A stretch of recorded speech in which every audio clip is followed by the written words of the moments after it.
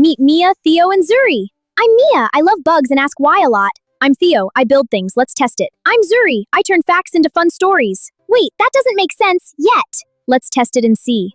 Like the water cycle on vacation. Let's explore together. Race you to the fence. Hey, the puddle's gone. Where did it go? It just vanished. Think about what the sun does to water. It heats it up? Exactly. Watch the brain movie. Wow, evaporation. So cool.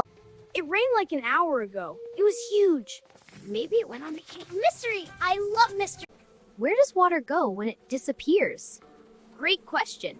What do we know so far? It was here this morning. It's gone now. It didn't drain anywhere. The ground's flat. So it didn't go down. Did it go up?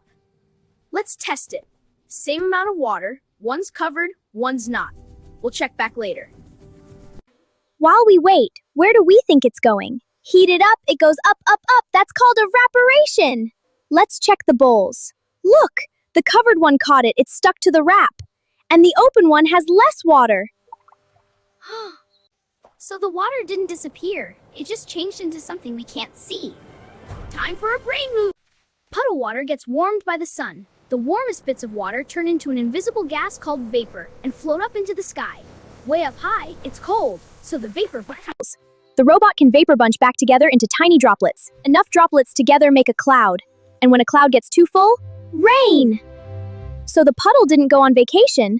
Wow, it just changed. That's so cool. The water cycle. It's basically going to fall on us again someday.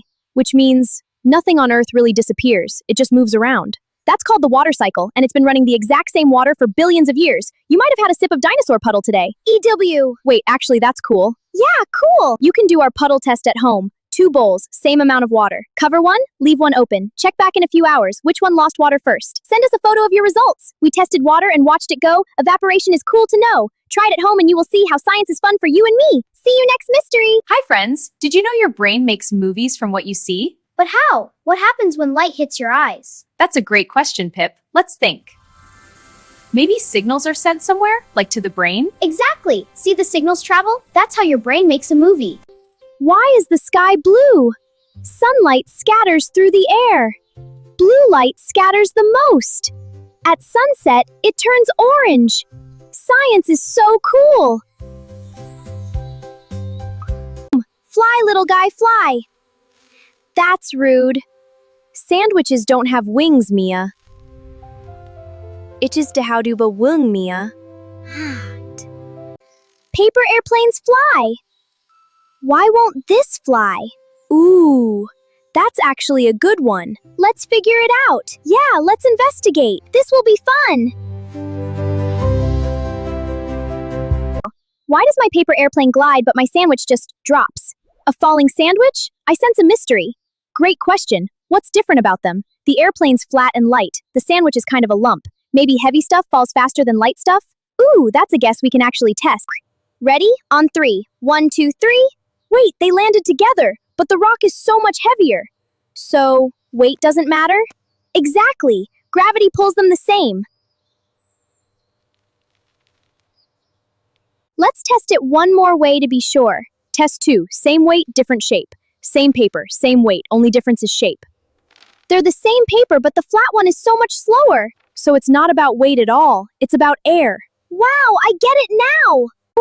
The flat paper has to push through more air on the way down, so the air pushes back on it. Exactly. The rock and the crumpled ball are small and dense, so air resistance are to hold of them. So my sandwich falls fast because it's kind of a lump, like the rock.